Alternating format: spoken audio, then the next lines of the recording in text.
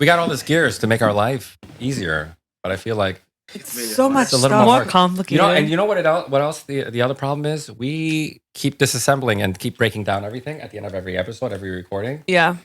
Like, yeah, why do we not keep the wires connected? Yeah, we should just keep everything as connected. Yeah, wires always get disconnected. I don't know. Everyone starts grabbing wires and I don't touch unplugging. anything. So like we should. Well, today's the last episode that we're recording here anyway. So we have to pack it up today. But like next time, so disregard that. Next time, just leave it out. Leave everything out. I just won't have meetings in here. Yes, you do need to have a meeting. Just put the microphone over there in the back. So we won't be here for a while. So yeah, it's we'll fine. figure it Have out. your meetings. Okay. We'll figure it out. Anyway. What are we drinking today, guys? I have no idea. Is this mine here? This disgusting stuff. Was this Kool-Aid? No, try it first. Try it first. You might need to stir yours a little bit. Cough syrup. It's pretty good. It's like a little sour, but I like it. It's in honor of our Philly adjacent guest today. Sort of kind of from Philly. Yeah. This is Philly drink? Never knew there was a Philly thing. adjacent. Apparently. Philly adjacent drink. It's a Philly adjacent drink. It's a what is it? It is what do you call it? You don't even know the name of it. It's an Italian Wooter-Ice. A spagliato. Yeah, do you guys taste the cheesesteak? Yes. All the whiz. I taste all the whiz. Yeah. I love how you're treating Philly like it's another country. It's not that far. It's an hour away. I think it's an hour away for our guest too. No, you said 2 hours. Few hours. 2 hours. A few hours to here. Yeah, I few think it's an hours. hour, about an hour and change from them.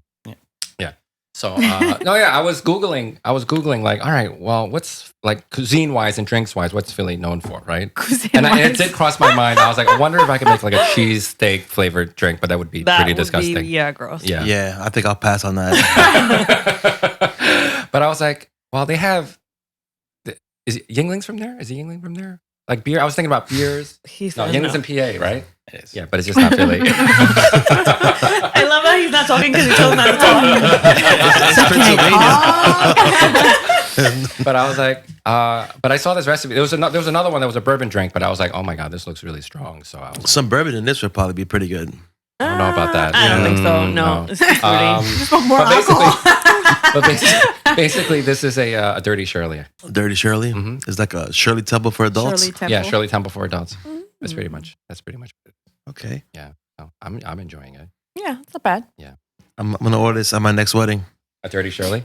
Ben always Actually, you know what? Shirley Temple. I was hanging out with a wedding planner maybe about 2 weekends ago, and I was like, when you as a bartender, do you judge people based on the drinks that they order at the bar? I'm sure they do. Yeah, they're like, oh my, sometimes you get some bimbo that comes up to the counter. It's like, Bimbo. I want to have a Dirty Shirley, extra dirty, right? Make it extra filthy. I want it dirty. I'm a bad girl. Yeah, they're totally judging us. The worst drink for a bartender to make is a mojito. Actually, that's what that's what she said to me too. Yeah. So if you order mojito, They hate they're you. My deep brother's a down bartender. inside, He they're wants calling to- you an asshole. Why? Because it's a lot of work. It's a lot of Yeah. work. 'Cause Yeah. I thought Like maybe mint and I thought it might be like a Long Island iced tea because it's got a million ingredients. But yeah, mojito, they got to mush all that Mush, up. muddle it, everything. It's too And just much. imagine, let's say it's a round of 5 mojitos they have to make. yeah. That's a lot of mashing. Mm-hmm. Did I make you a mojito? No. What's that in No. the brass? That's a mule. The Moscow mule. Mule. That's a pain in the ass too. Similar to mojito, yeah. Pretty yummy. And you know what? How many of those mugs do I have? 2, and we don't need any more. if you guys need it, No, I'm we'll bring wondering- it over. You know what? Maybe for one of our episodes. Make For a the drink summer. in the Yeah. a drink in that. Yeah, and we have 4 straws and we all share. I don't know about the sharing part. We can each share. fish That tank. was there. We'll have one. Yeah, you guys we'll will have have That'd be the funniest. one. People were like, "These people are nasty." All 4 of them sharing one drink. You and Ro can share. That's fine. I don't care. I had COVID twice. I'm We're over about it. to make it 3 times. All right. Anyway, what are we doing now? Are we Are gonna, you focused yet? No. Definitely I'm hot not. AF. Ben is. I know it's so hot. Yes, I'm hot AF. Oh Thank my God, God. this is our last episode. We're in like, this- I'm in this she said. suffocating. Well, you're wearing sleeves. Yeah, you are wearing a whole But they're like jumpsuit. super thin. But it was long windy sleeves. today. It was windy. I It don't was know, cloudy. guys. Everyone else got short sleeves. But you guys were in jeans. We are. It is hot, but I mean, we'll make it work. I got my chochis hanging out. Dying. Chochis, right? No, not chochis. Is that what it's called? Chichos. Oh, chichos. What is that? What is that?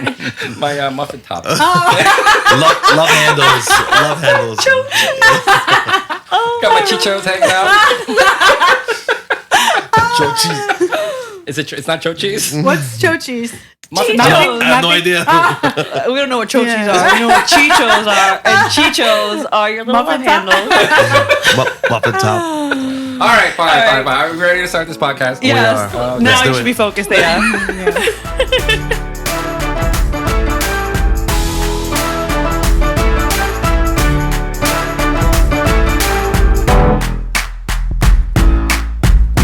All right, welcome to the Focus AF podcast. My name is Ben, I'm Karis. This is Jen. This is Ro.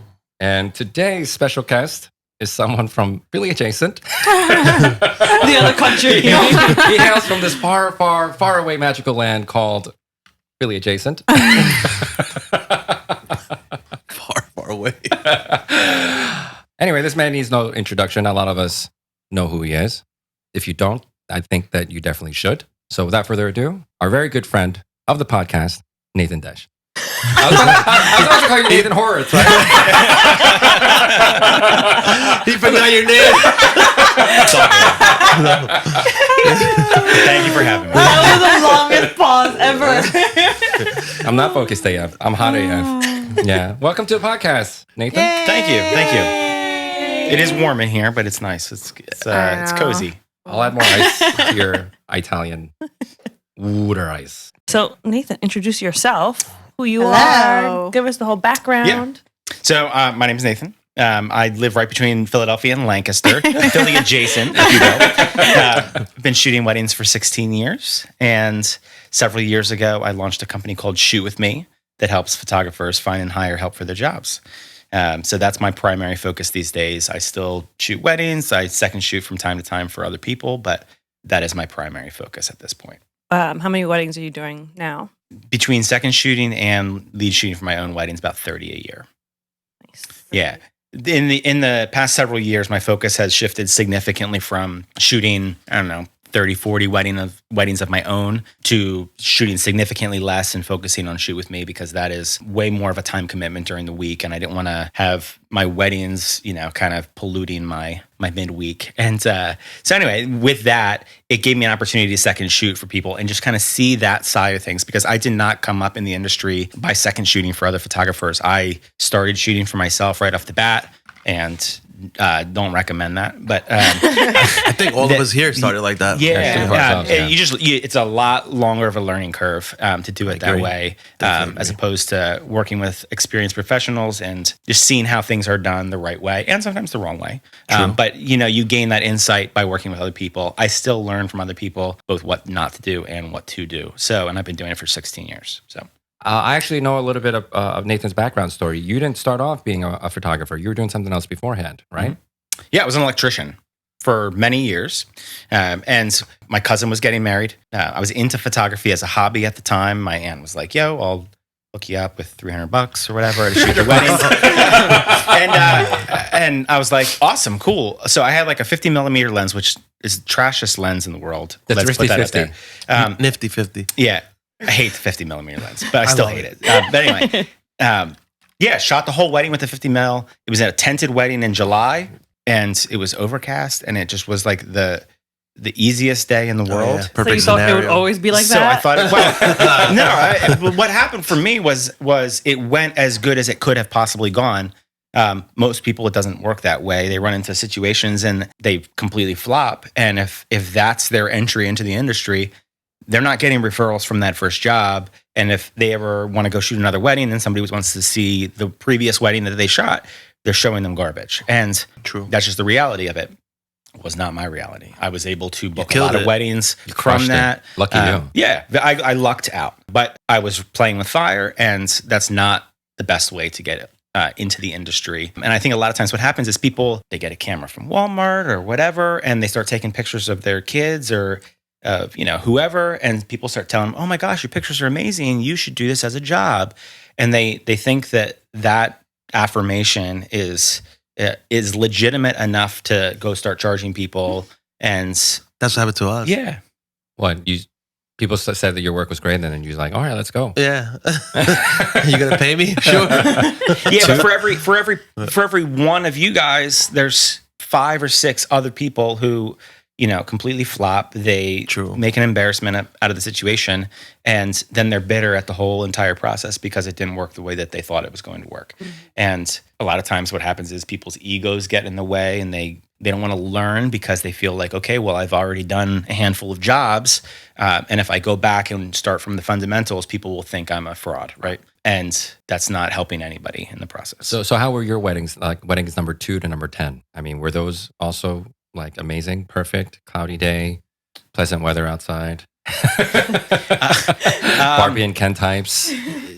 Honestly, they were not the most challenging weddings. A lot of them were tented weddings. Tented weddings are oftentimes easy to shoot. You can bounce a flash off the white ceiling, and true. They still were garbage. I look back on them now; they're total garbage. But I was at a garbage price point, and it took me more than 300. the second wedding. I probably charged $900. Oh, that's pretty good. That's not bad. That's a big bump. 300, 900, how dare you? But that was probably a year and a half later. I booked that second wedding 6 months after that first one, and their wedding was 9 months after that. So there's a big gap in there. But that second or third year, whatever you want to call it, probably did 4 weddings, and slowly grew from there. Slowly raised my rates. Didn't fall into that trap of raising my rates too fast because everybody was telling me to. Oh, yeah. I had no mentors. I had no voices in my ear telling me what I should be doing or what I shouldn't be doing. I was figuring it out on my own. And that's a personality thing as well. Some people are more prone to figuring things out on their own. Other people, they think that's the way they are, and they flop because of it, because they're not getting good insight. Ben and I have talked about that many times. But yeah, things went well, and it progressed, and I gained experience, and I was learning, and I was figuring things out. Got to the point several years later where I was able to go full time. How many years did it take for you to make that jump? About 6. Yeah. The year I quit, it was the first pandemic we had, that H1N1, swine flu or bird flu or whatever it was. I got that really, really bad. Was out of work. Was working as an electrician full time. Was out of work for a couple weeks, sick as a dog, and came back in. I had 30 or 40 weddings booked for that summer. And this was in May, maybe. I had 30 weddings for the rest of the year. I mean, I was very booked. I went in. I was miserable at work that day. Put my 2 weeks in, and that was that. So from that point on, I've been in the photography space full time. You guys had a similar story too, right? Was the first one a shit show for you guys? No, it it wasn't. shit show. It was a regular low budget, like $150. We got paid $150. I haven't met someone that charged less than we did. $150 the whole day. How many hours? No, it was 4 hours. It was a small wedding. So if you think about it, like, where you charge $300 for a 8-hour wedding? Well, I don't even know how many hours it was. It's a full day. Okay, so it's full day. So it's not that bad. We're not that far off. Yeah, our first wedding was $400 for the whole day, entire day, and I gave them color and black and white. Oh, nice. Did you get them an album too? I offered them an engagement session too. For an additional cost? No. This is my first job. The barn wedding you're talking Yeah. about? Oh. Yeah, So we got and it wasn't a tent wedding. It was a barn wedding. It was a barn wedding, so like all the walls were like lacquered. Dark. Oh. So it was nice and shiny orange, right? And I bounced my flash because that's what the And it internet came told back me to orange. do. And I was shooting JPEG. I wasn't shooting RAW, so I couldn't even fix. I couldn't even fix. I would love to see those files. They were shit. I tried to fix them years later. I can't. You can't. It's impossible. And Fix them. so they had a lot of really nice black and white photos. Nice. I delivered black and whites. What you Black and edit them white. with? Photoshop. Lightroom 2? No, we were editing with Photoshop. I edited them. And all the eyes had the red eyes. Oh, you were straight because flash. of the flash for family photos. Yep. So a lot of them had red eyes. I haven't seen red eye in like over a decade in photos. Wow. This was a long time. Lightroom didn't exist when I shot that wedding. Oh, boy. So I was editing with like the Big Apple iPhoto or whatever. Oh, it was not even awful. Photoshop. Lightroom came out like a year or two later, and I remember at the time all the photographers in all the groups were like, "Oh, there's this like hack job editing thing, Lightroom. Yeah. All these amateurs are going to use it." And I've never once used Photoshop for anything ever. Yeah.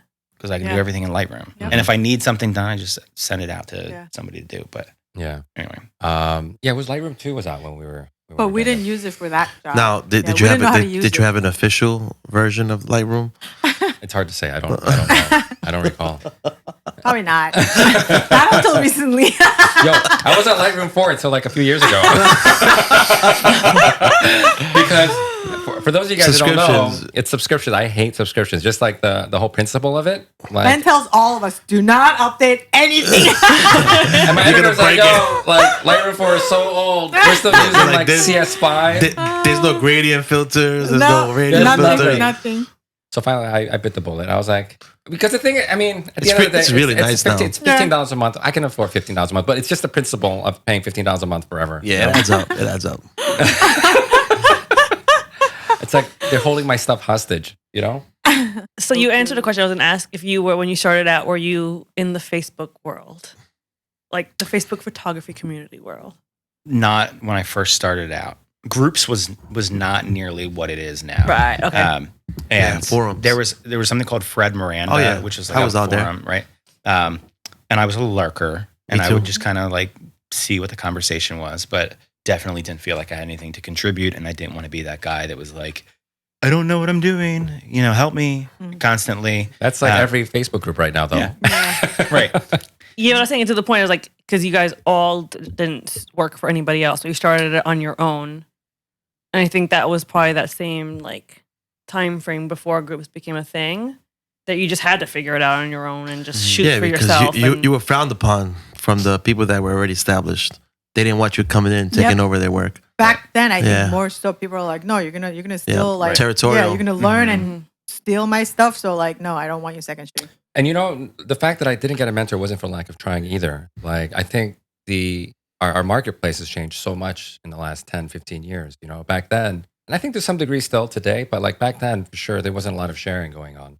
You know what I mean? Yep. Like I asked for mentors. I asked to shadow with these folks, and I would get shunned at every turn. So I had to figure out everything on my own. When we started out early on, I second shot for someone, and he made me use his cards, so I don't take the images at all. They still do it today.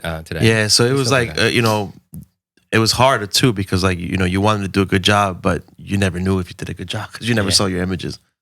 It's kind of sucks. Yeah, and when I was starting, a lot of photographers were still using film, and it was when they were freaking out about digital, and everybody's going to be able to get that constant feedback of the quality of their images. They're not paying for film and that whole thing. So like a lot of the old time photographers, the ones that have been doing it a long time, they were doubly paranoid about all these new photographers, but also more coming because of the digital world, and weren't learning the right way on film, and they're not doing things the right way.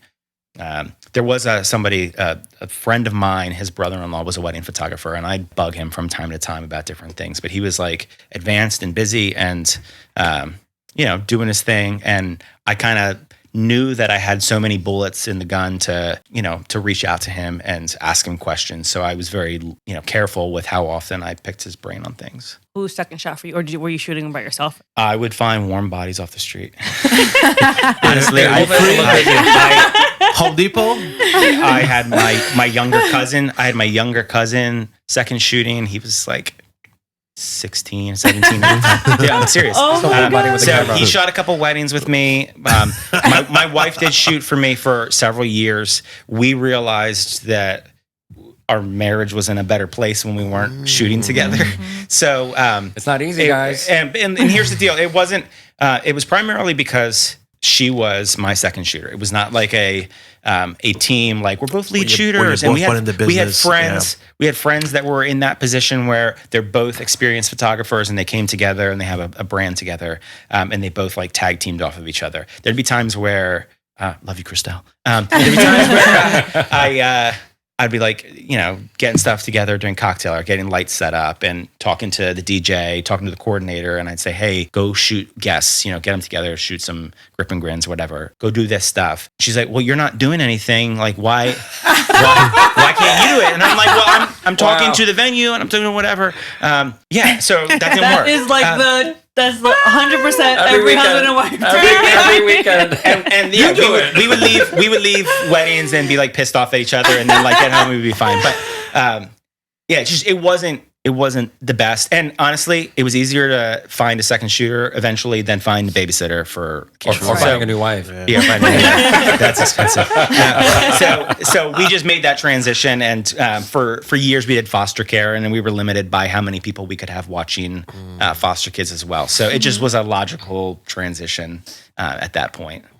So for many reasons. But then I would find second shooters randomly. I for a long time had somebody that worked in the office doing just general admin stuff, and she would second shoot.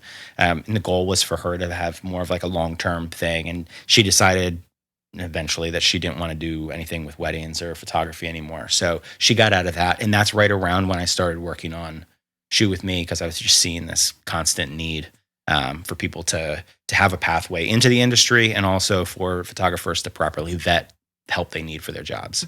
So how can one start off as being a second shooter, newbies? I know it's tough for all of us because we didn't start off that way, but then or now? Now.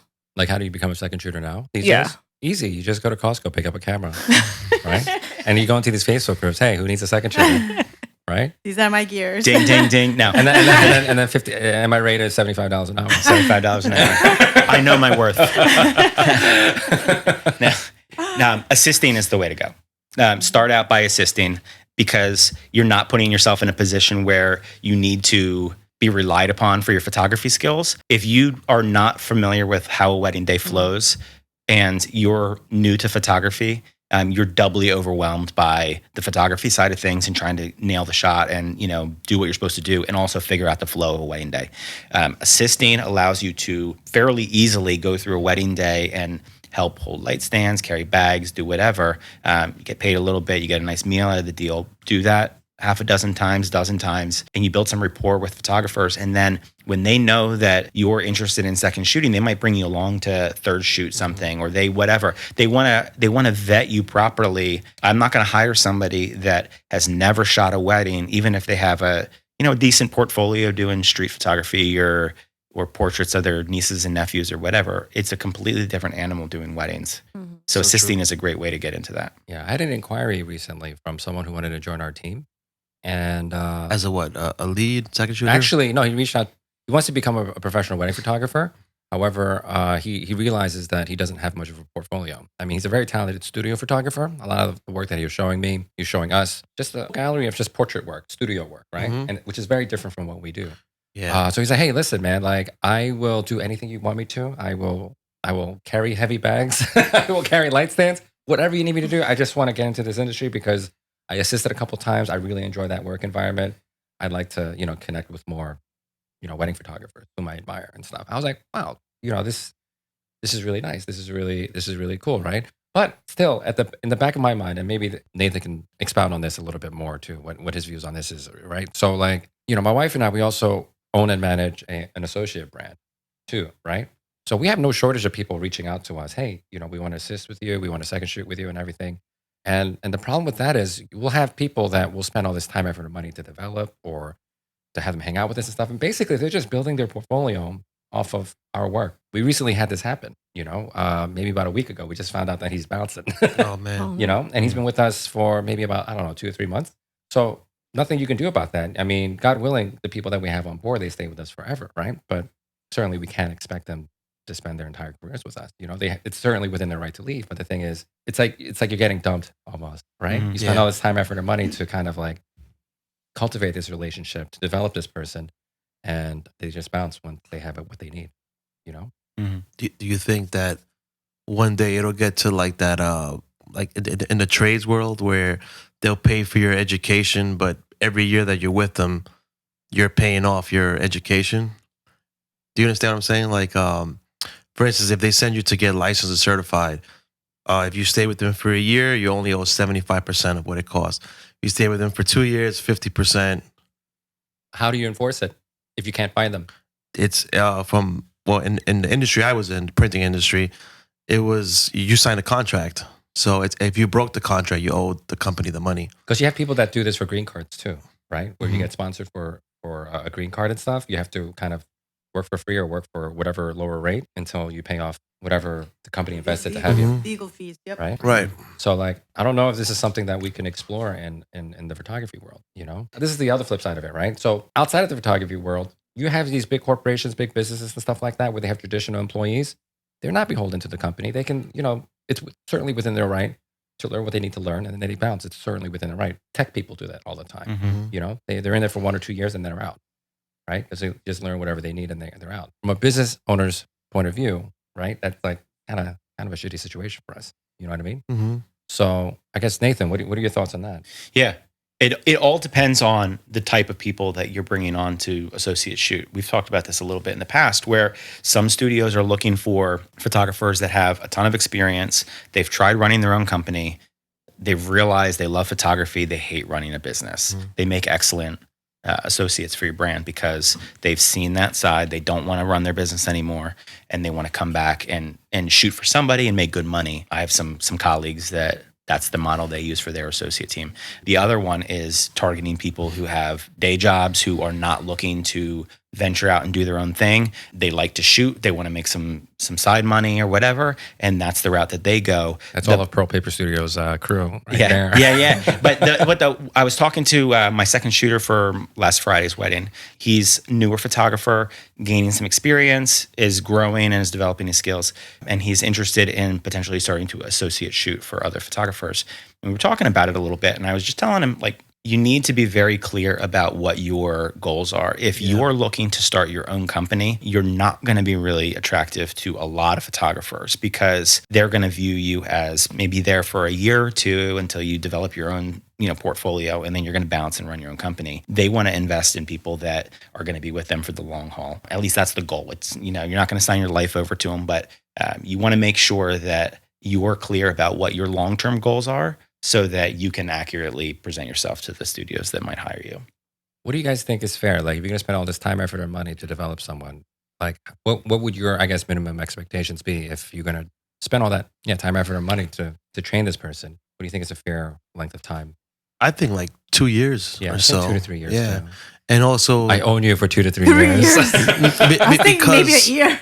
No, a year's too short because the booking is too. The average wedding booking, right? About photographer, 9 to 12 months. Yeah.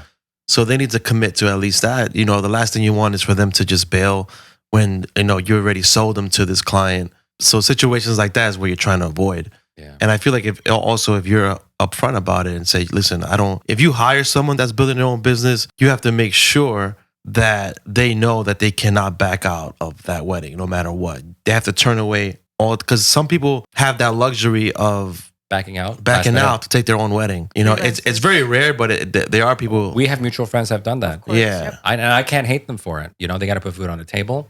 And I would feel like a shithead if I were to prevent them from taking that booking. Is it not like an industry thing to have, like, for associates and second shooters to have, like, contracts in place to protect the business owner and the shooter? For associates, I feel like there is.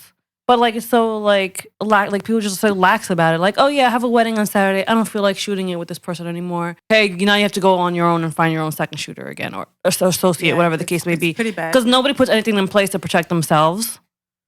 I had someone bail. Second shooters. I had someone bail on us like a week before. Oh, I need to pick my dad up from the airport.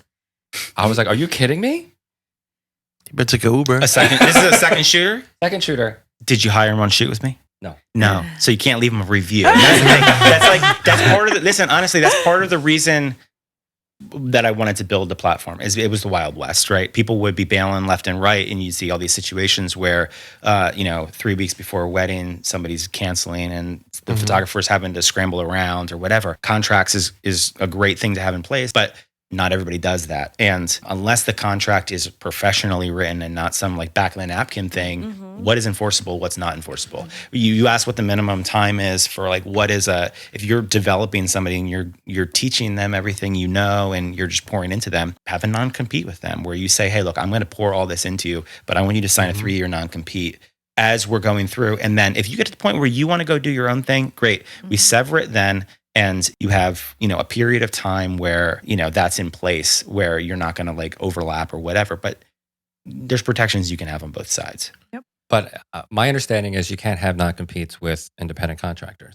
And I think in many of these cases, these are independent contractors or subcontractors. Yeah, That's true. For a lot of companies, a lot of the ones that are trying to prevent against that, they make their associates employees, pay them through payroll. That way, they're not running into the same logistics. Because technically, I don't know how it is in Jersey, but in Pennsylvania, if you're dictating when the start time is, when the end time is, how they need control. And it's too similar to, from a tax standpoint, it's too similar to an employee that it's really risky, especially if you have a dedicated brand with it. If in my situation, there are times where I've had couples, especially over COVID, where they booked a certain date, wedding got canceled, they rebooked for a different date. I was booked already. I said, hey, I have somebody, I can shoot the wedding. I'll still edit everything, whatever. I'm not going to bring somebody on as an employee for that situation. Right. But if it's a long-term thing and I'm looking to fill somebody's schedule, I'd probably think about making them an employee. I mean, you also have data. If they've been with you for 3 years, you can see what their average salary has been, and pay them more. No, not pay them more, but pay them that average so that they don't. Beef. Yeah, I feel like this is the only industry that doesn't happen in. Salons do this, like barbers do this, like contractors. It's an informal contract. It's all very informal, but the thing is, I do think that even without a platform like Shoot With Me, right, where you get to write reviews for people, I think the industry is small enough where we know who's acting up. Behind closed doors, I know I think we all know who's acting up and who's trustworthy or not trustworthy. Maybe. Yeah, it depends. If that person's in the stratosphere or in the area, maybe. But if you're looking for someone last minute, you don't have time to vet them out. That's true too. You're just trying to find somebody to cover that wedding, and then that's when things happen. Like you don't know who this person is. You've never seen their portfolio looks great. Anybody can have a nice portfolio. Yeah. You can have a lot of internet warriors who, present really well, and they're always active in chats, Facebook groups, might have some really nice portfolio images, but until you see the body of their work, you don't know. Until you see how they interact with clients, you don't know. Can the second shooters write about the studio that they work for too? Oh yeah, absolutely. Yeah. So actually, I'm glad that you're here, right? So I have a friend that used the platform, Shoot With Me platform, right? And this individual had, the second shooter candidate had all great reviews, great portfolio and everything, right? So this studio, they hired this guy, right? But for whatever reason, I think this guy, the work that he got back looked nothing like his portfolio. He was nice enough and all, but it was just fell short of expectations. Sure. And the studio just felt like, well, I don't want to, shit on this guy because I might be the weird one here because he's got all these glowing reviews and stuff. And I don't want him to retaliate and bad talk about me. And I have all these weird expectations or whatever. Right. You know what I mean? So that was his fear. I don't think he wrote a bad review, but he was like, should I write a bad review? I was like, you have to do what's right for your business. If you want, go talk to Nathan. He's a nice guy. Yeah. No, it's a common question. So the reviews are double blind. So both parties leave the review before either of them see it. Just like Airbnb. If you stay at a house on Airbnb and it's garbage and you leave a bad review, that owner of the house isn't seeing the review and they're like, oh, they just crapped all over me. I'm going to crap all over them. So you have that protection. The reviews are not set up to be a photo critique. The closest part of that is, did their portfolio align with what they shot, right? So did they meet expectations? But if you hire somebody, if you're a light and airy photographer and you hire somebody that does a lot of off-camera flash and the styles don't align, well, that's partly on the photographer that's doing the hiring. I don't know what the situation was with that, but were they professional? Were they on time? Did they meet expectations? Was their brand alignment? And there's a place to give private feedback where this photographer could have said, okay, hey, Johnny, or I hope his name's not Johnny, but Johnny, your portfolio is different than what you delivered. You might want to keep that in mind moving forward, or what happened here. And sometimes it's worth having a conversation about. Ultimately, it's a marketplace, so we're not vetting every single photographer, and because it's an art, photography is an art, we can't say, okay, this person's skill is exceptional and this person's is garbage. There's a lot of photographers that are doing really weird stuff, and it's super high end right now. All the direct flash, super blurry images, all that stuff where it's kind of in right now. I would never work with somebody that shoots that way personally, but there are other photographers that's what they're looking for. So it's impossible for us as a third party to say, okay, yes, this person is excellent artistically, and this person is garbage. But what we can kind of control is on the professionalism side. Does this person continually act professional? Do they treat the clients of the person who hired them like their own clients? That type of thing. Yeah, I'm not sure if that warrants a bad review. It's more of like 4 out of 5 stars or something like that. You know what I mean? Like, I'll see what he texted me. Yeah. Let me see if I can find it. It's one of those things where you're like, all right, I won't hire this person again. You know? And you can if you have a really awful experience, you can put somebody on your block list. So they won't show up in your search results ever again. We've had that happen sometimes where people just had a weird experience with somebody. But if somebody is awesome, you put them on your favorites. Makes it really easy to hire them in the future. So, okay. So yeah, either on or off. Okay, so when people typically off of shoot with me in a Facebook group, they need a second shooter. They make a post. They say, I need a second shooter for this date. This is location. This is what I'm paying. This is what I'm looking for, Team Nikon, whatever. They put all those details in, and then they get 40 people that comment and say, pick me, right? The photographer then has to go through that list of people and see who is actually local. There are photographers who regularly comment in groups that they're 500 miles away from. So you have to figure out, okay, are these people local? Does their work align with the work that I have? That should be like one of the first barriers. If somebody's shooting super light and airy and whatever, like they're not a good fit for me. So you go through and you figure that out. And then you kind of continually whittle it down. The problem with photographers saying this is what I'm paying is people that have a ton of experience and typically charge more than that per hour, they're not going to comment on your post. People that are, way less experienced than what you're looking for, their work is not worth $50 an hour. So they're going to comment on your post. So you have to weed through those people and verify that like they are not a great fit. If that person though that's less experienced said, I'm $30 an hour, I'm $25 an hour, I'm just getting started, here's my portfolio, here's what I do, and I'm looking to grow and whatever, somebody might give them a shot because the value then aligns with the rate they're charging. But when you as the photographer and you're looking for help, you dictate that rate, you're boxing out a lot of talent and you're making it a lot harder for yourself. So then once you whittle it all the way down, you might end up from 50 people, you might end up with like 8 people that are a decent fit for your job. And then you're reaching out to them one by one and you're saying, hey, are you actually still available? And some people might say, oh, I got to check and see if I have somebody lined up for the kids. Or somebody might say, oh, I was talking to somebody else about second shooting that day. Let me get back to you. And it's this whole back and forth process. It sucks, right? So eventually though, what you find is somebody that most meets your needs. They shoot the ecosystem that you have, if that's important to you, same style, they have, experience, etc. And you hire them and like that's one wedding. And you have to do that for all the weddings you shoot. Mm-hmm. So that's part of the problem. And then you might hire somebody and it's a complete disaster. And you're not going to go back on Facebook and say, hey, I hired Kevin over here and he was a dumpster fire. Watched it. And the work that he's showing on his website clearly is not his. I've talked with dozens of photographers who say that they've hired people in the past, or they were looking to hire somebody that they just asked them about their specific shot or whatever, because they list their gear and they have like basic equipment and they were showing these shots that have all kinds of off-camera lighting and everything. And they were like, how'd you get this shot? And he's like, oh, the lights just happened to be there at that time. And you're like, what are you talking about, dude? So you really can't properly vet somebody if you're one day looking at somebody's Instagram, one day looking at somebody's, smug mug or whatever.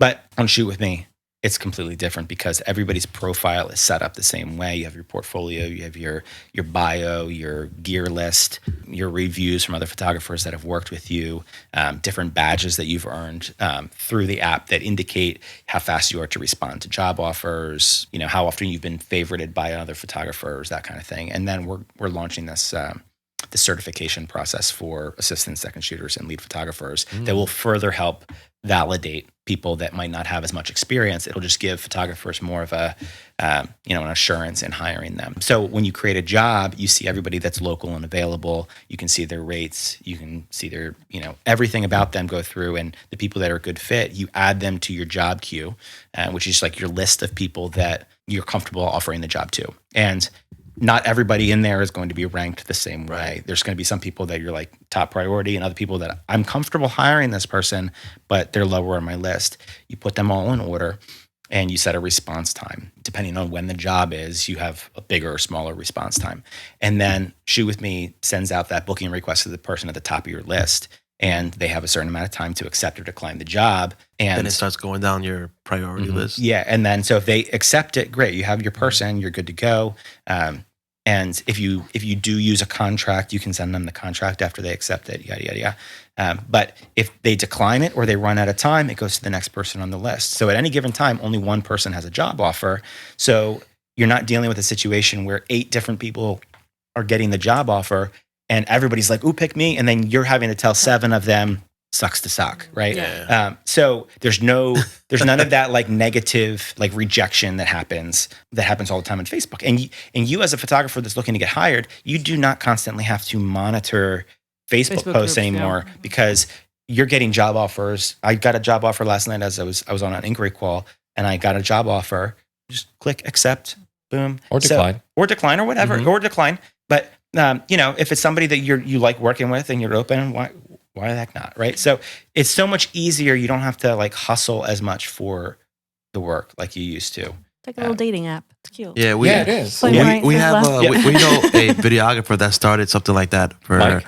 Not for second shooters, but for couples to find their vendors. Okay. I'm not sure what happened with the app. I'm not sure what. Yeah. There was Or another not. videographer named Mike who tried to do something similar. Not your Mike. There was a different Mike. Yeah.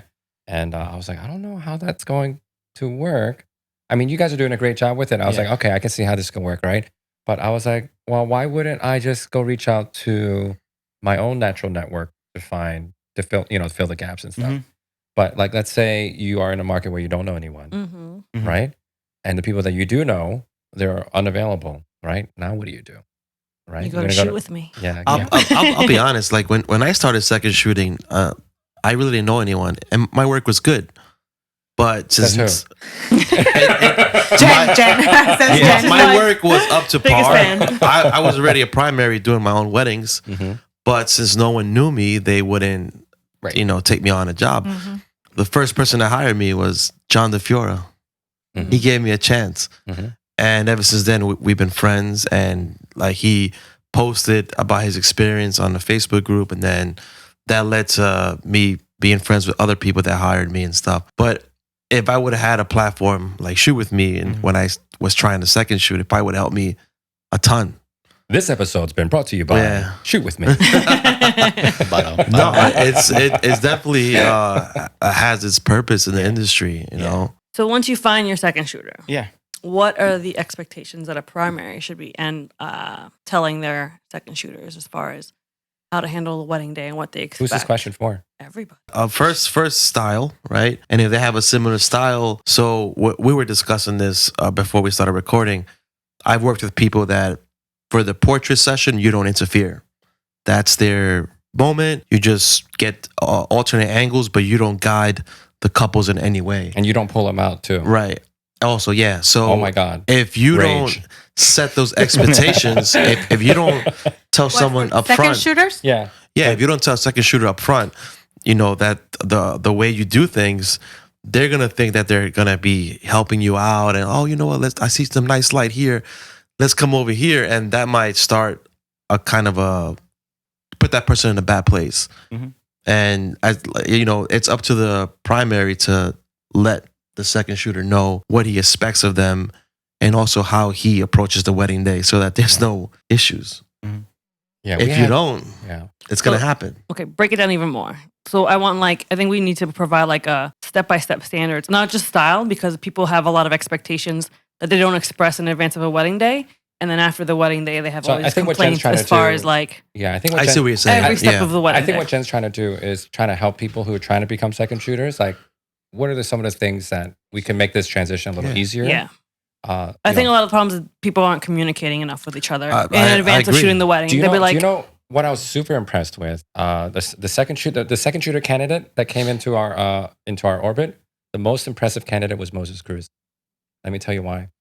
Because are you familiar with him? Do you know? Who he is? He studied our portfolio. He's like, all right, looks like you shoot this style and this style. Is this what you want me to do? What do you need me to do? I'm here to serve you. All right. Well, I'm not looking for like, hey, bend the knee and kiss my ring or anything like that. Right? Yeah, but he would never do that these days, right? He's Moses effing Cruz now, right? But like back then, he's like, what do you need? Because the thing is, like, I have my style, but we need to keep your brand consistent. So he researched our brands, he researched the kind of photos we were producing, and he did a phenomenal job.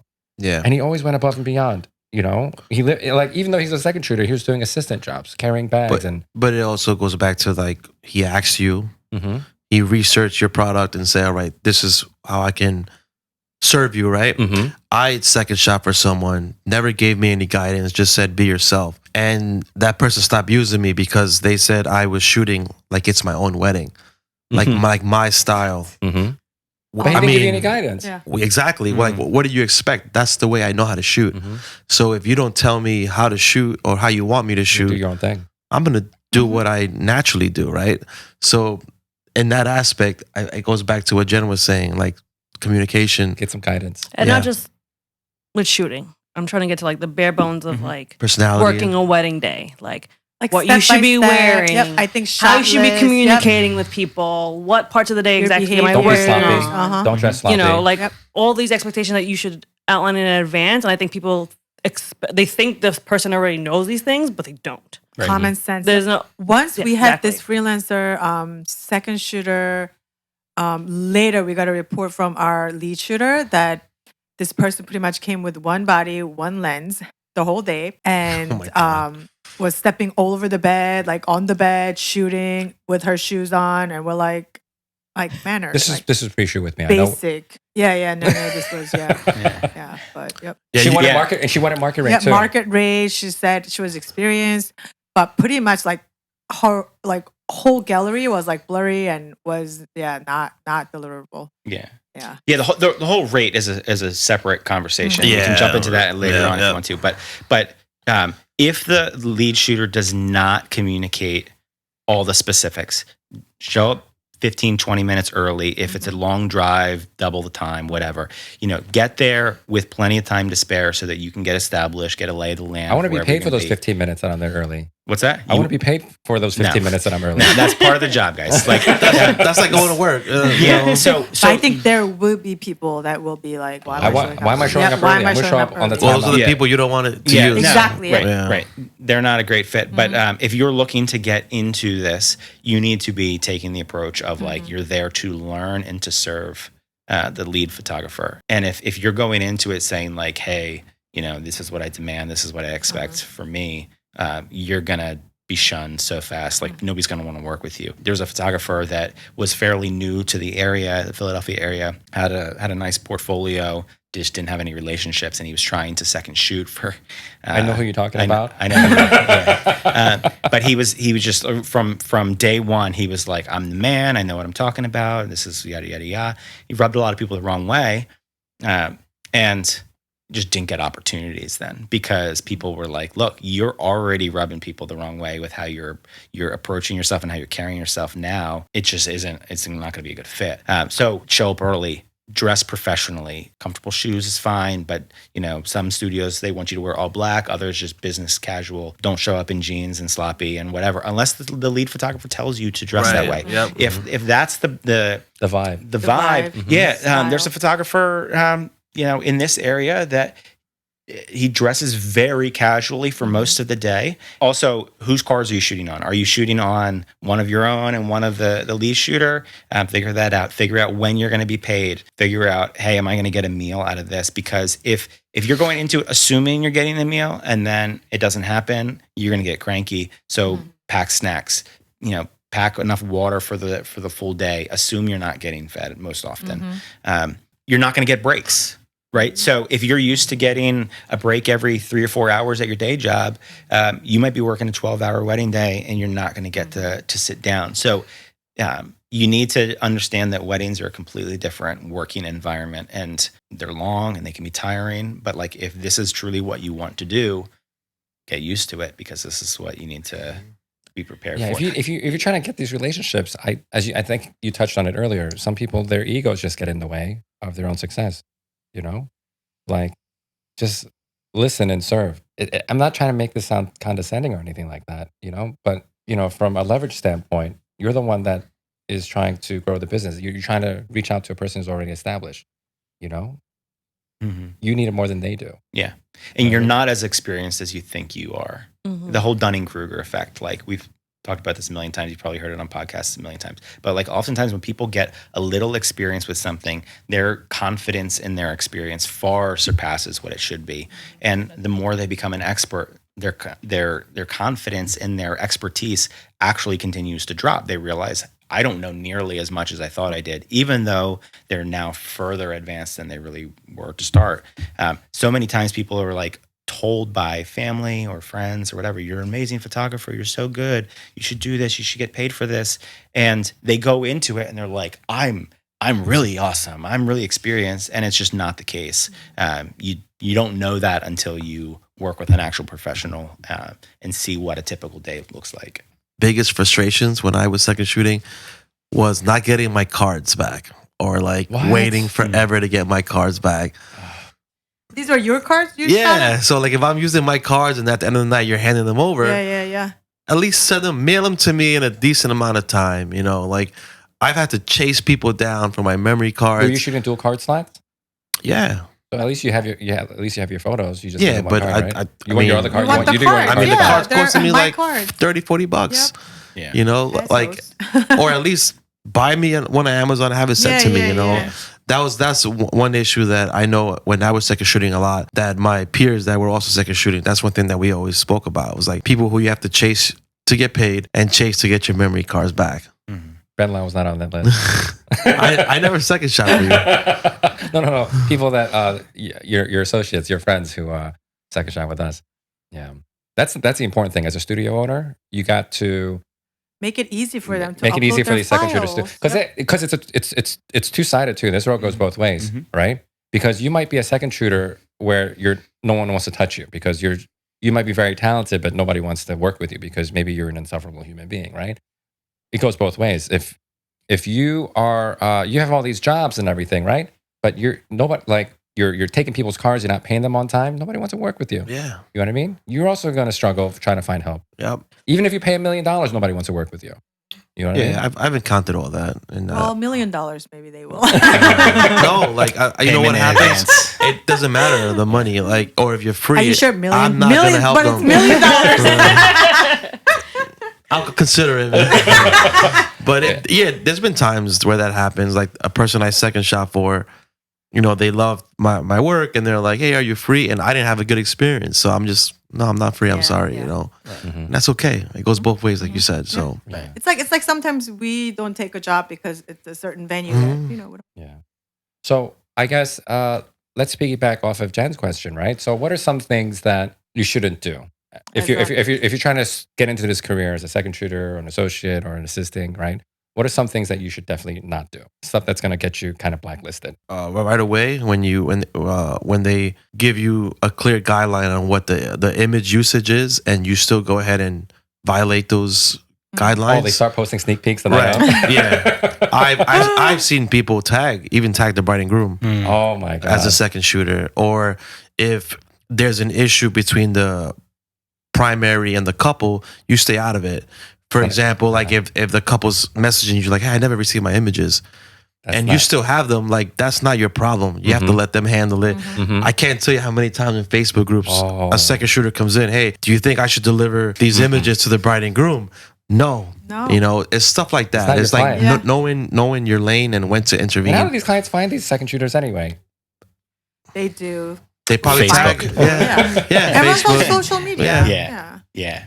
It's very easy to find someone. Yeah, I had some of these couples add my second shooters too. I'm like, how did you find each other? But whatever, it doesn't matter. I'm like, I'm at a point where whatever. Yeah, don't violate those guidelines. If the photographer, the primary photographer, does not want you to post on social media, tagging their clients, tagging the venues, don't do it. Respect it. Yeah, and some people do that. I've seen people all the time do it, and that's a big way to get blacklisted from a lot of people. That's when they get blacklisted. Back to what Nathan said earlier, don't be a jerk. If you're just like all about me, right? Like that's a very easy way for you to get blacklisted.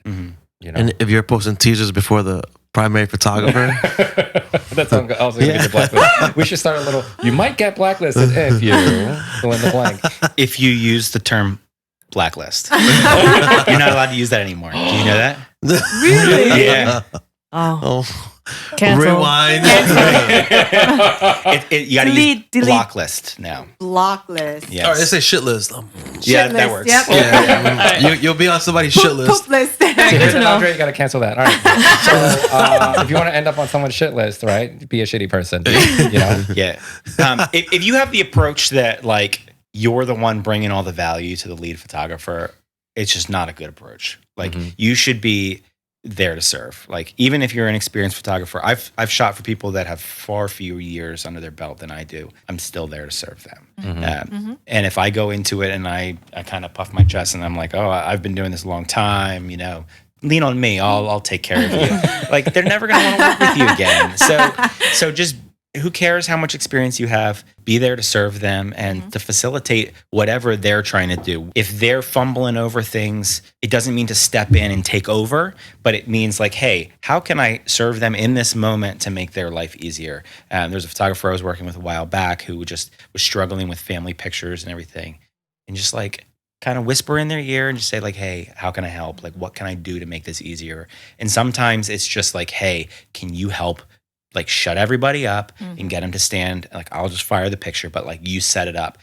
Whereas other photographers, if I would go set up, you know, how I want them to stand, they might have something completely in mind that's different. But don't do that. It's not helpful. It's actually making it harder for them to do their thing. So always ask the photographer in a quiet, polite way, In a private way. Yeah, it just you're never going to benefit by like publicly airing something out with the lead And making the photographer. lead shooter look bad too. Right, In front of exactly. the clients. You never do that because you want Never. everyone to have confidence that the lead shooter knows what Exactly. they're doing, even when they're not.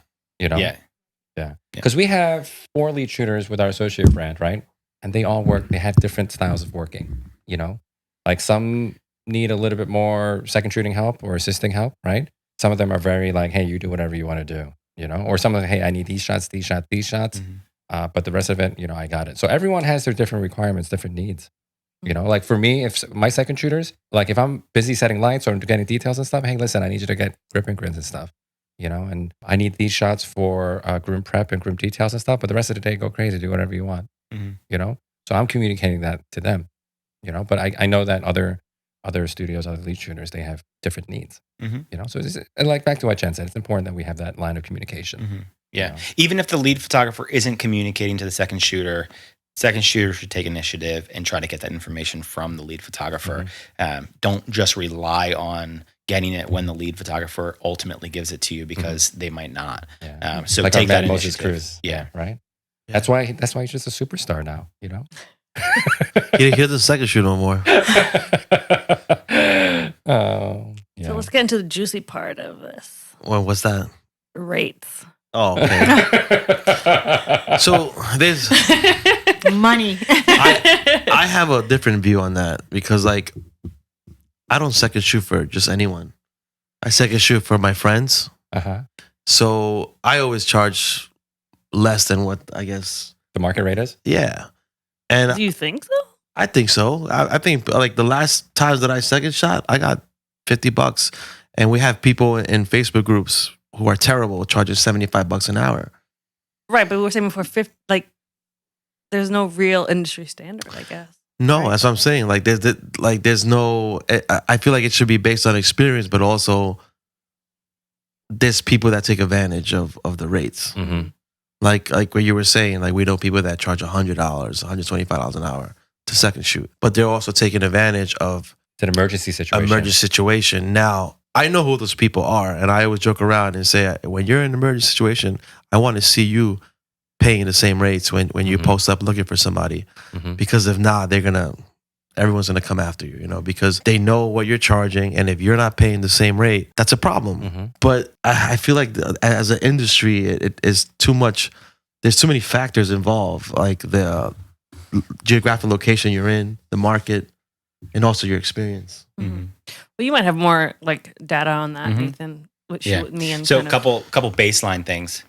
What a photographer charges for them to second shoot and what they hire other people to second shoot for them does not have to be the same.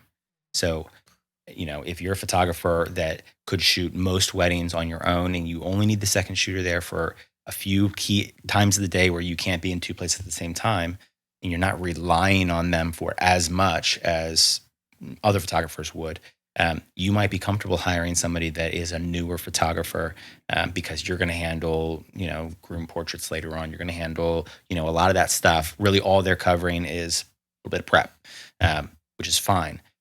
So somebody might say, okay, I'm hiring somebody that's charging $40 an hour, but then they're charging $80 an hour for them to second shoot. That's okay. You do want to have some sort of like guideline though in place. Like I don't want to be charging $70 an hour for one person and then $100 an hour for somebody else and have there be that like inconsistency to it. There should be some sort of consistency to it. The other thing is what a studio pays a second shooter should have nothing to do with what the studio is getting paid for the job, in my opinion. I agree 1,000%.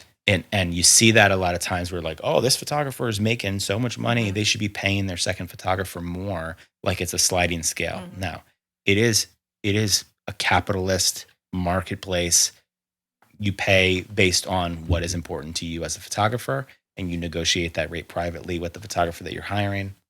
And if both parties are happy with the outcome and nobody's having, their knees broken or something if they don't accept a job offer, then everybody should just stay out of it. It's nobody else's business. That's one of the reasons we built the marketplace the way that we did, was so that the people that want to get hired set their own rate, and they either become an attractive option or a really unattractive option for other people.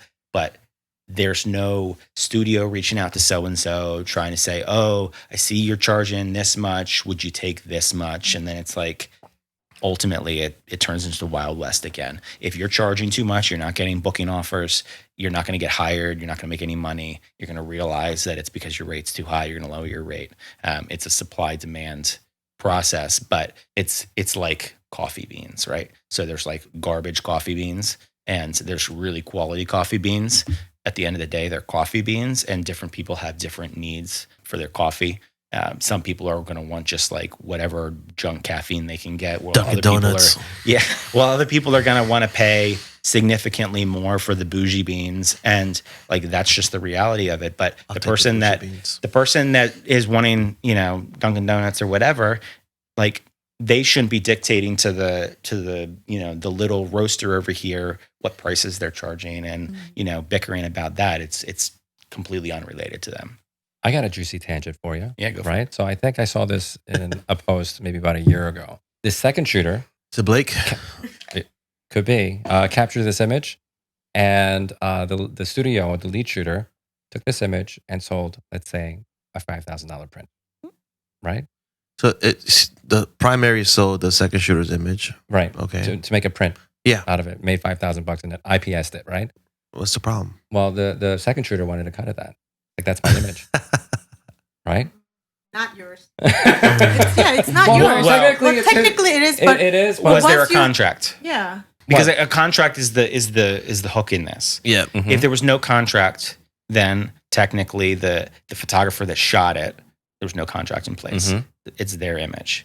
Well, it's their image, but if the main shooter edited it and sold it under his brand, then it's her his. brand. Yeah. His or her brand, then it's his. And then the second shooter, whatever he does with his own image, then he can sell it. Go sell it. No. Yeah. Well, in legal, if we're talking about the legality of it, the second shooter has a right to get a piece of that.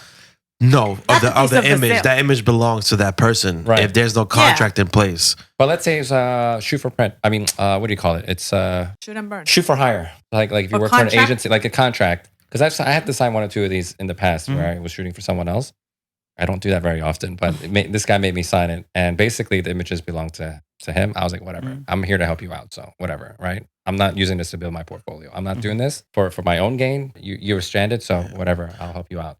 And thank you for that, Ben. Huh? I said thank you for that. So whatever you do with those images, you do whatever you want with it. Yeah. Okay. Well, you signed the contract, so that's all right. Of course. But I assume that this second shooter was a little bit salty because, this studio made a couple grand IPSing this image, and this second shooter didn't Well, get a what's piece the of that. difference if the image goes into an album? Like, no one has no rights for that. Or if they took the second shooter's image and submitted for awards and they win stuff. That, That's I don't different. think you should. That's different. That's not your. Yeah. Yeah, Okay. that's not your. That's not. Yeah, that is no. But what if you submit the album, the entire album, and the Well, second you shooter can. contributed to Yeah, it? that's You fine. can. Does the second shooter get a piece of that prize money? No. depending on the album competition, it's either your work or Both? two shooters, but you don't have to name the shooter. Like album, you need to have two people's work because it's No, it's not everyone shoots with two shooter teams. well then. But regardless, like there's like what we think is like right or wrong, And what's and there's legally what's legal, Mhm. Right, that's And what those I'm are two saying. different things. Yeah. So, if there was a contract in place, and it was a legitimate contract, it Mhm. wasn't like a back of the napkin thing, Mhm. then more likely than not, the studio basically says any images that are shot by the second photographer are the property and ownership of the studio, and the second shooter has no rights to that whatsoever. Whereas if there was no contract in place, that's where it becomes a sticky issue. If that second shooter because is that going to studio monetize Yeah. a copywritten work. But also, like, if someone in our industry, if a second shooter does that, like, the word was spread around, that person will They'll probably- never get hired again. Yeah. Never get a job. You'll Just get for- shitlisted. just for doing something like that, because like it's what's it called, an agreement, like It's that everyone, it's understood. in everyone the understands. industry that this but is check how this it out. works. Like it's an issue because it's a $5,000 print, right? Right. It's not an issue if it's in an album, Mhm. but there's still a value to that. Like if the album is a $3,000 book or whatever, well, break it down to the number of images that are in there and say, okay, well, 8 of these were the second shooters or Give me a cut of whatever, that. and give me a cut. Nobody's going to do that, and nobody's going to give a cut. Like if you're charging for all the digital files, no second shooter is going to be like, okay, you sold the digital files for $1,200. Well, 400 of them were mine. I want a third of it. Like that doesn't work. That doesn't happen. It's just because it was a $5,000 sale, and they're like, "That's my image One that I took. image. It's one image." You're right. And that person got paid to do the job as They well. got paid to do Well, the they got job. paid $500. Yeah, so like, come on. Now, if you want to come up with a different pay format of like, I'll pay you through commission, like on sales. Right. I've Let's seen consider that. I think in some contracts. people. I think some people do that. want that. Yeah, some of the second Yeah, shooters don't and want that's it. okay. But if I'm paying you for the job, you already fulfilled that job, and I paid you for And it. I think I agree with that too. But at the same time, if you put yourself forward like that, hey, listen, I'll second shoot for you for this rate, but I want a commission on any IPS sales. I don't know if that's going to I don't think decrease your chances. Anyone's gonna hire I don't think you. anyone's going to hire you. But if you And then how did the second Present- shooter find out I know. about the sales? Why does the second shooter know about the it? studio's a big mouth. Yeah, Look, it's I- like I- told them. yes, Like, look, you it's posted money. all over, like, Well, you know yeah. they didn't shoot the image, right? Yeah. No. Listen, if the second shooter is dictating their terms to the lead photographer, That's they're it within they're- their right. That's within their right.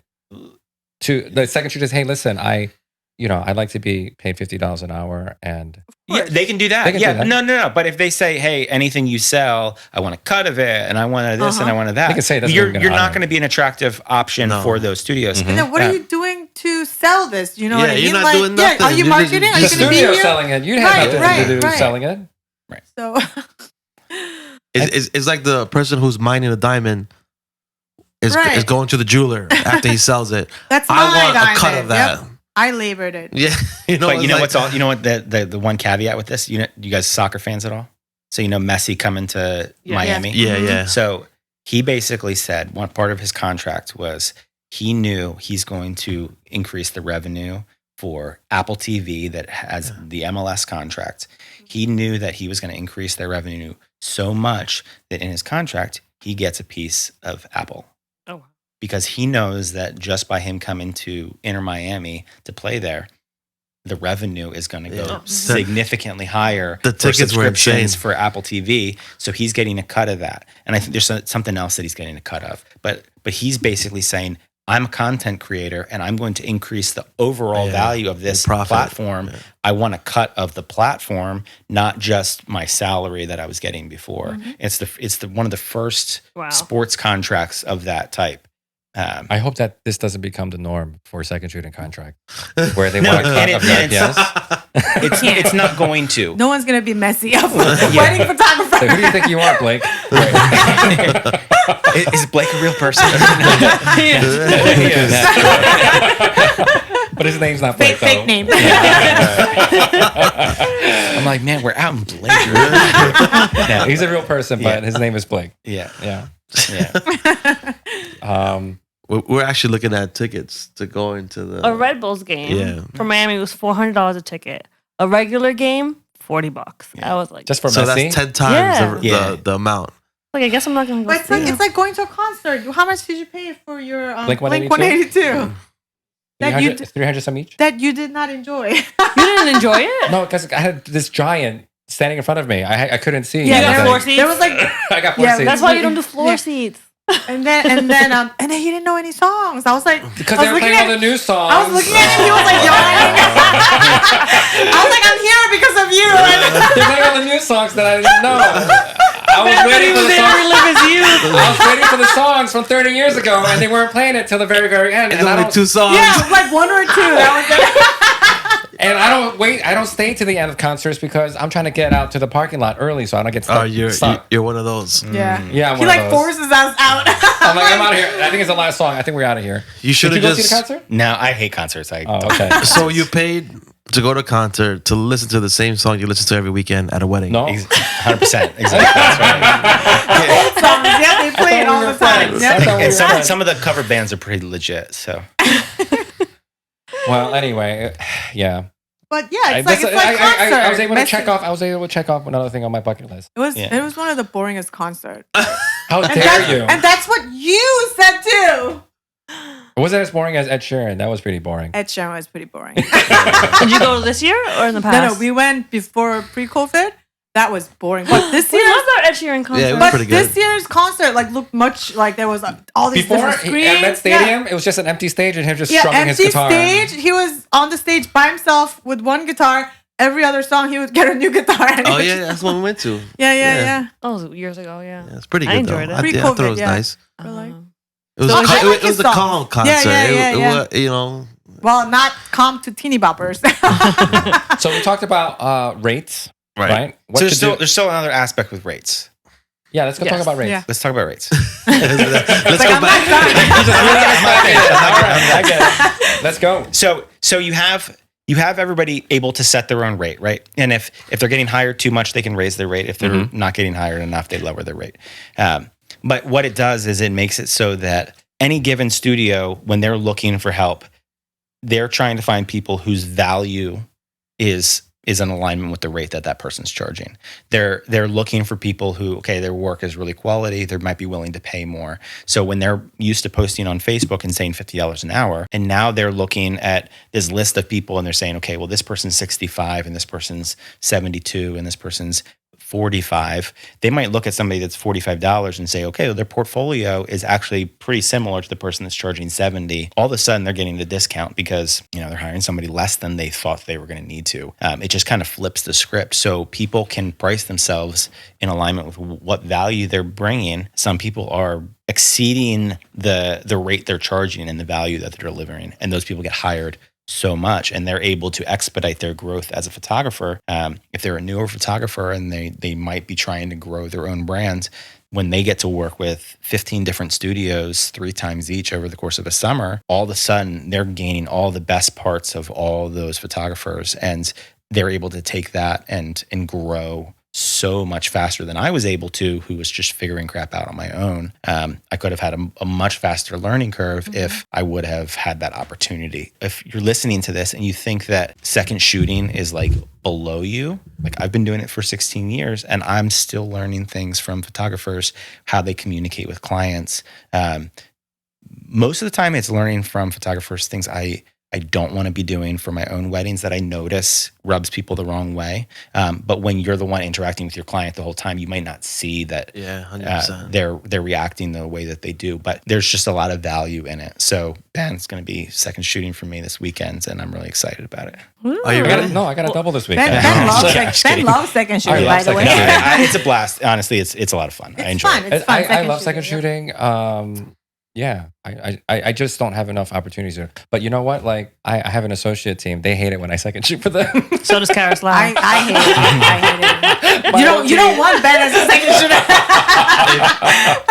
He would have all the bad reviews and shoot with me. That's why I'm not on Shoot With Me. I'm kidding. This guy likes to interfere.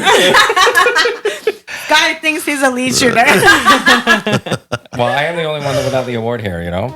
But, Do you control yourself when you're working with someone that's not on your associate team and that is not Karis? I do.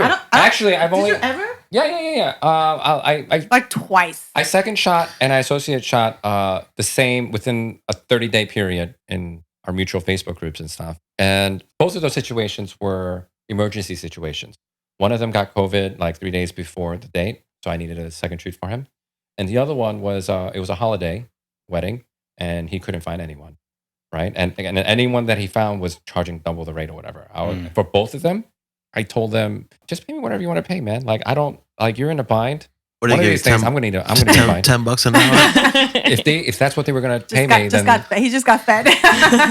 if that was what they were gonna pay me, then that's what it was, you know. Because like I was personal friends with both of them, and but that goes back to what I was saying, that like you pay whatever you want, man. I only second shoot for my friends now. Mm-hmm.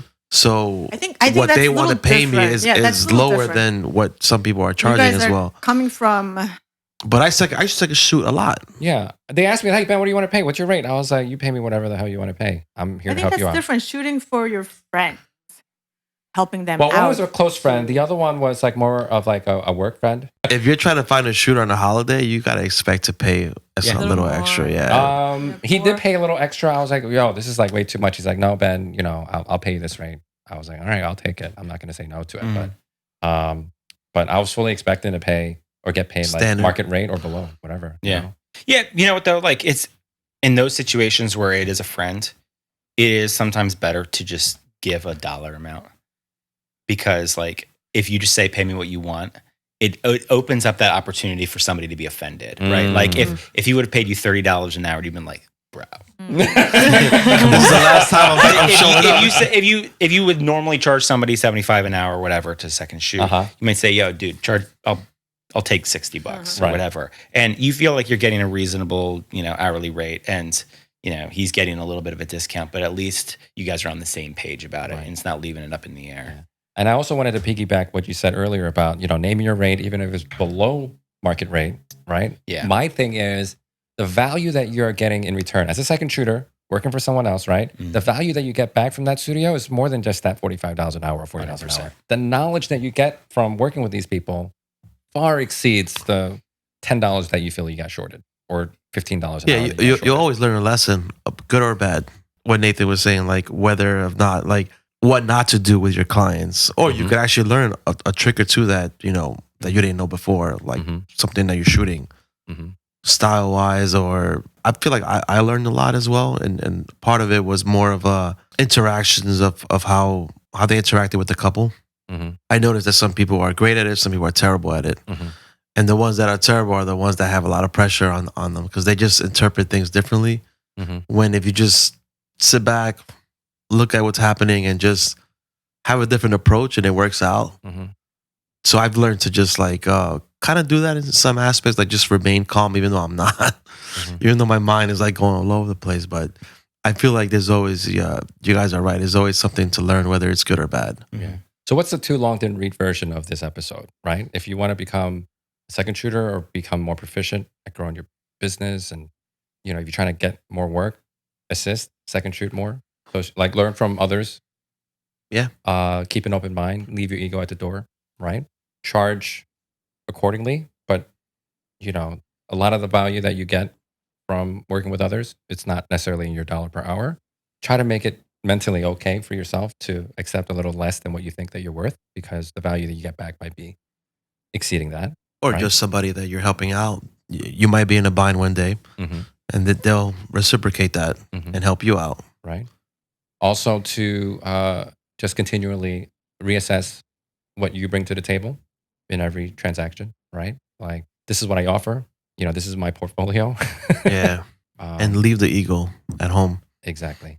You're there to serve. Did I miss anything? Just emphasizing the honesty part. Don't overemphasize the experience you think you have. Be very clear with people about your experience level, how many weddings you've shot, if you've shot any, what your equipment is. People are oftentimes a lot or they're willing to list equipment that they've borrowed from a friend or whatever, and then they show up to a wedding, like you were mentioning earlier, with a one rebel, body and one lens. Yeah, one garbage 50 millimeter lens. And nobody wants you to shoot with a 50 millimeter lens. No, but it's kidding. But yeah, be honest about your stuff, your gear, your experience, who you are as a person, and then be there 100% for that photographer. You cannot be going off and taking 15 smoke breaks in the day and disappearing on your phone and all of that. We didn't even touch on that, but put your phone in your car and leave it there for the day. Like, it's not the time for it. Give us a little bit more about a quick rundown on Shoot With Me. Tell us a little bit about How that. can they find it? How they can find it, so on and so forth. Yeah, shootwith.me. It's free to sign up. So if you're looking to hire help for a job,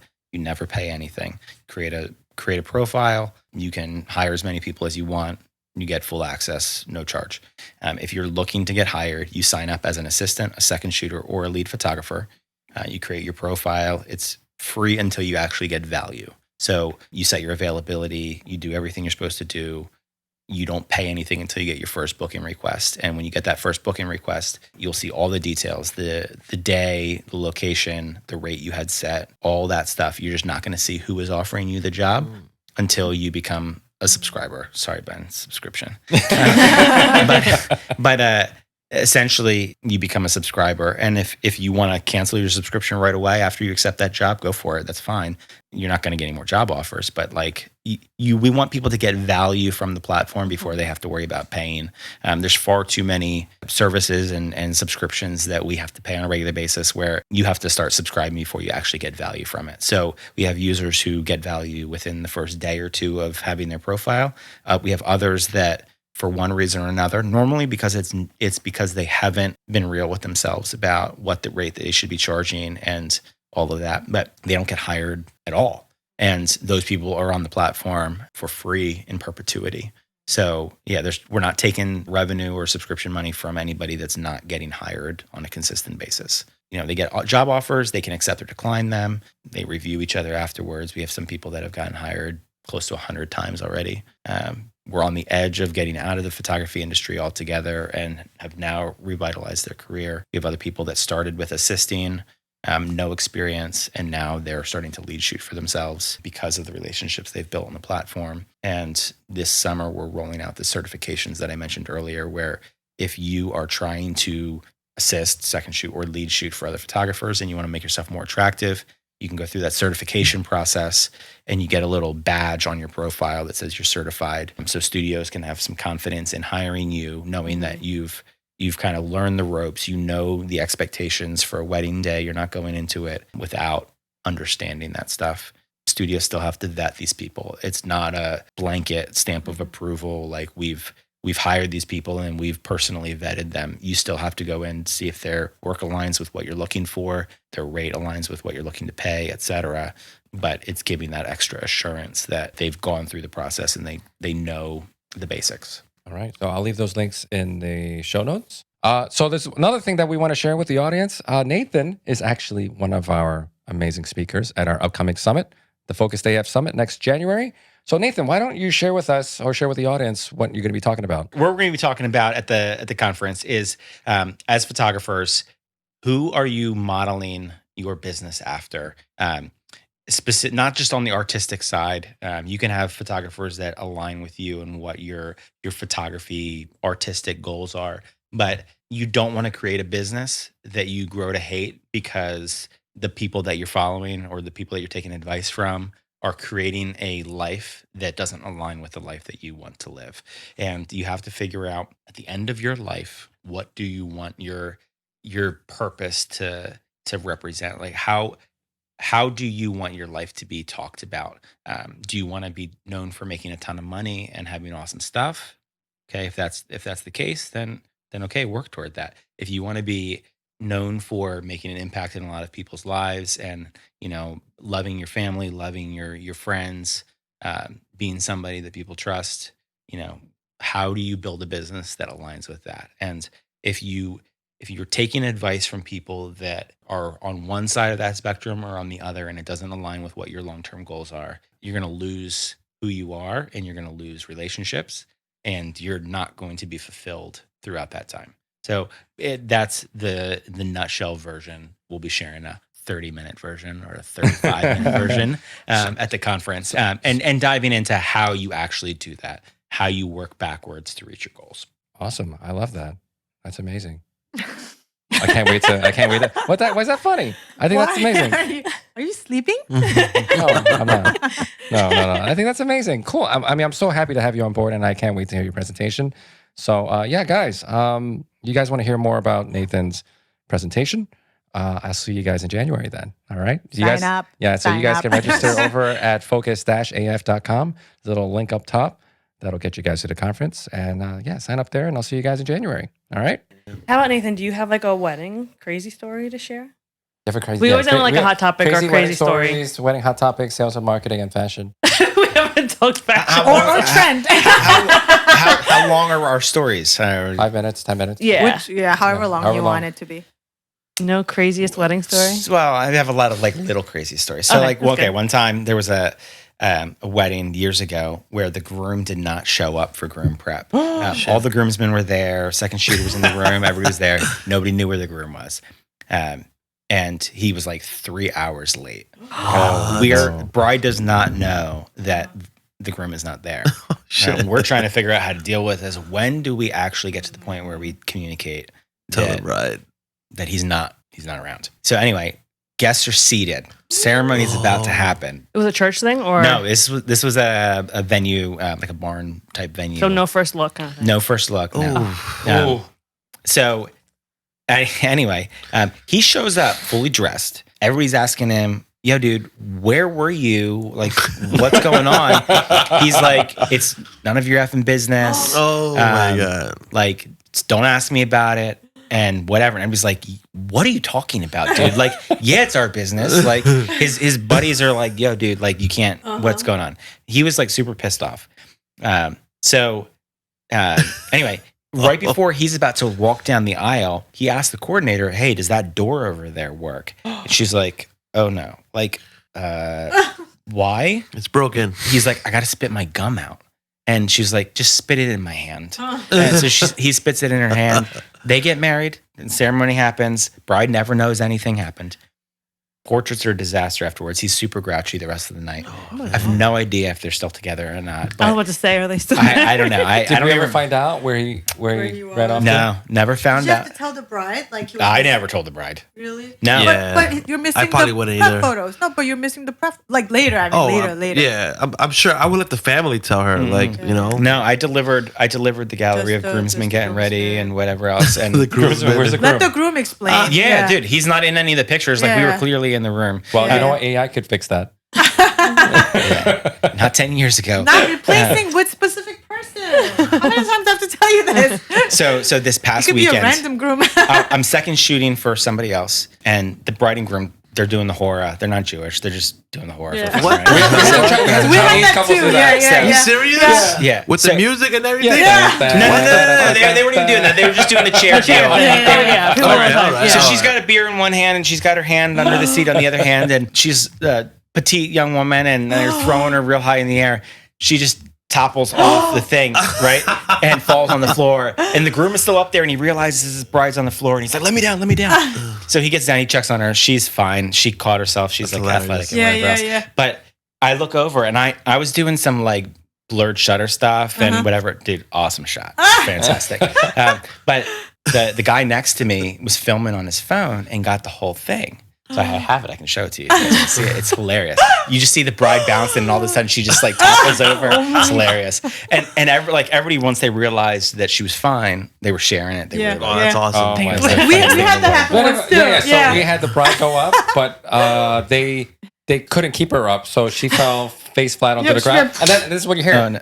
She didn't move. So she was on the ground for like Oh. face down really long So you time. had this. We're like, oh my gosh. Right? I was like, oh my God. Like, She's hard. That's all you hear, right? The music stops, right? And you know what she was saying? You're stepping on my hair. So somebody was stepping on her. She couldn't get up. We thought she was like injured. She couldn't get up because it, so, yeah. I don't know. I've forgotten way more weddings than I remember. Yeah. I mean, if I look at the couple, Yeah. it's just my memory. It's not like I don't care. I care. But but if I looked at the couple, I would say yes, I shot their wedding probably. But you might not remember their The names. details. I've had times where I've been out to dinner with my wife and an old couple comes up to me and I know I shot their wedding. Yeah. You just I don't just remember the can't, name. I can't remember the name. Ben. Yeah. And that's, I can remember where the wedding was oftentimes, but yeah, you just get to that point. Yeah. You get to a point. Sometimes I forget names too. Yeah, that happens too. I forget like family members' names. I can't even get my kids and my dog's names right. Yeah. The first time.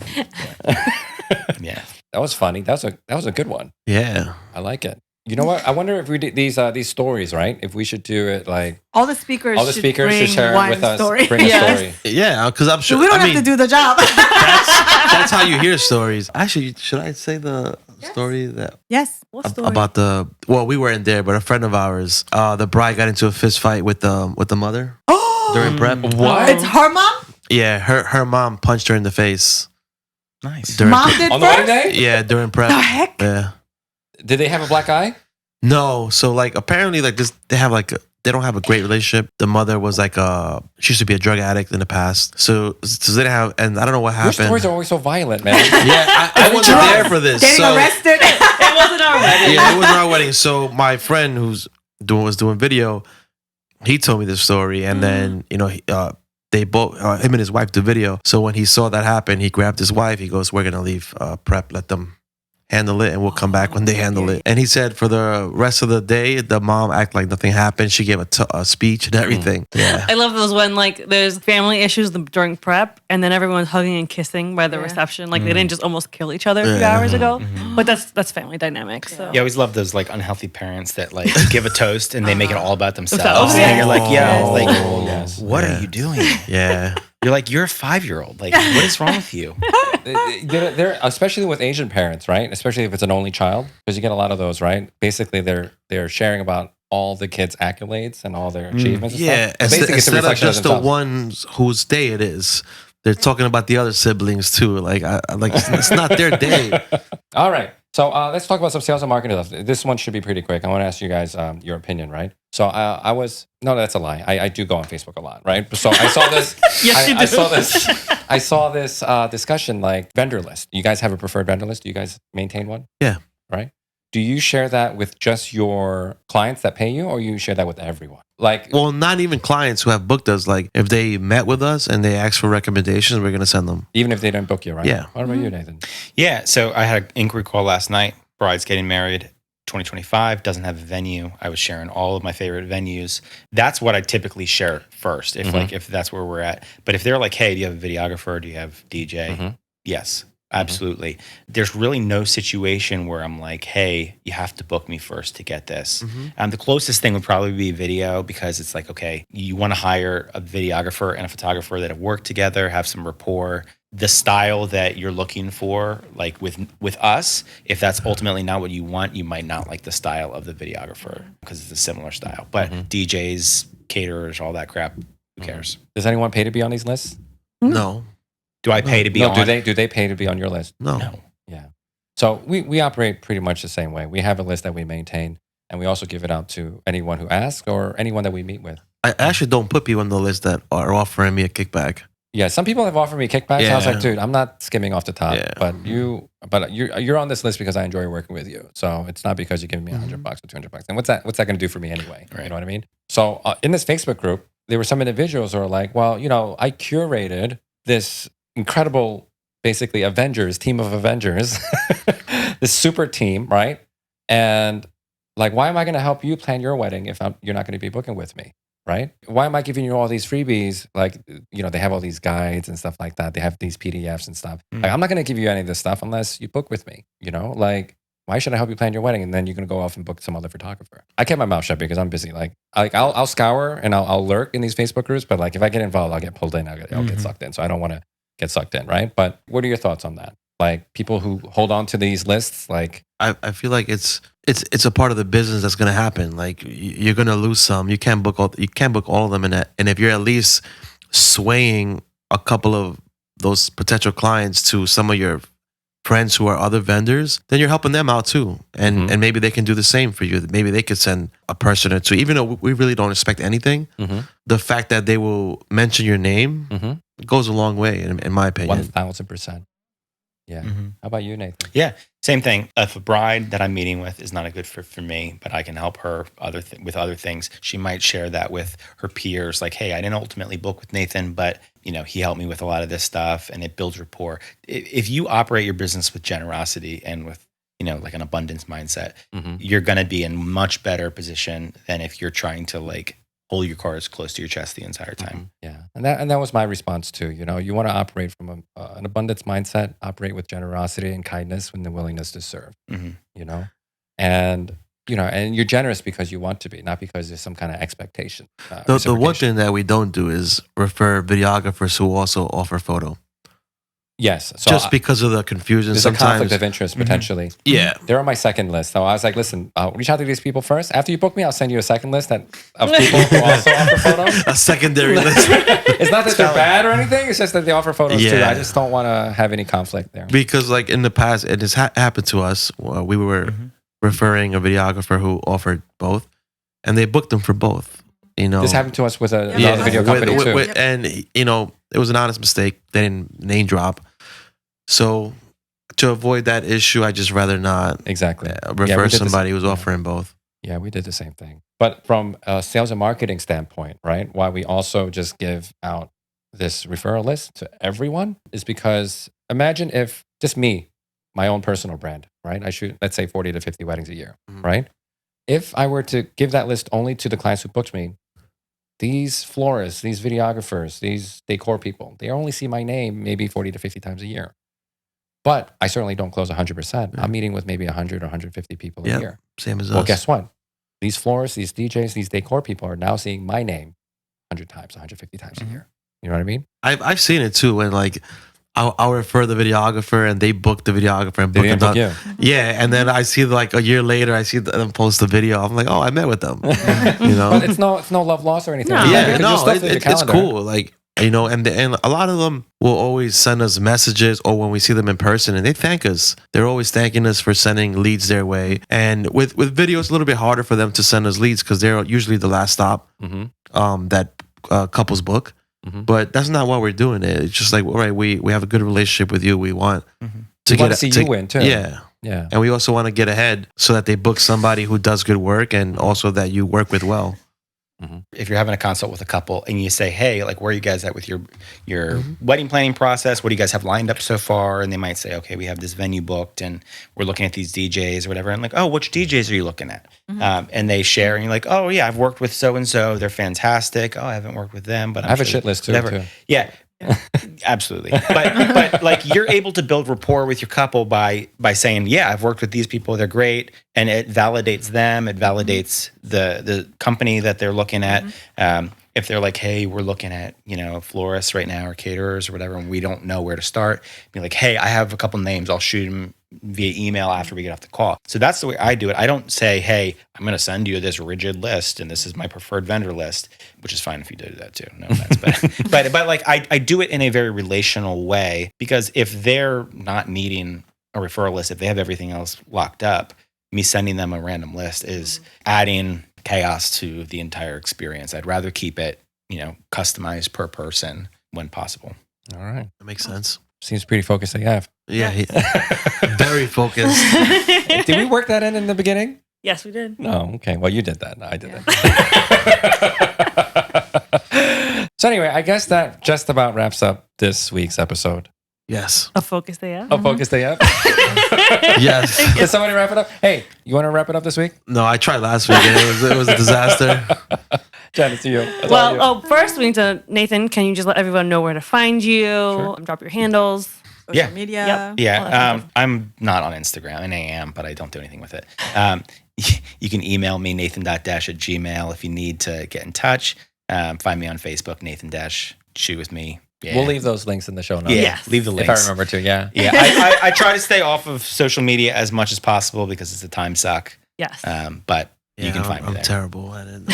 Well, that was another episode of Focused AF. You can find us on Instagram at focus.af and on our website at focus-af.com. I'm Jen. This is Ro. I'm Ben. This is Karis. Have a good one. Adios. Bye. Adios. Bye. Focused AF is a fun, business-focused podcast for wedding creatives. Co-hosted by award-winning husband and wife wedding photography teams, Ben and Karis. And Jenn Ro, where we help fellow wedding creatives with their sales and marketing. With laid-back conversations and real talk with some of our most favorite people in the universe. And with that being said, are you focused AF? I am Focused AF today. We are Focused AF. I think I might be Focused AF. Welcome to the Focused AF podcast.